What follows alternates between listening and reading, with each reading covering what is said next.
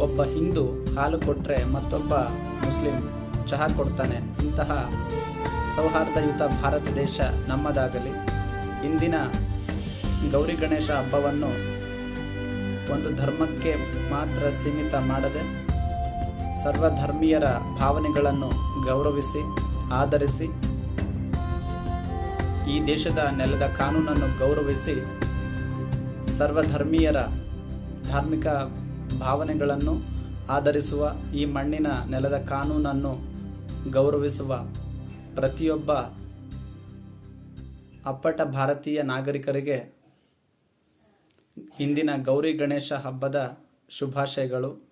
We the people of India, we the firstly and lastly only for the Indians ಎಂಬ ಸಂದೇಶದೊಂದಿಗೆ ಗೌರಿ ಗಣೇಶ ಹಬ್ಬದ ಶುಭಾಶಯಗಳು. ಜೈ ಹಿಂದ್.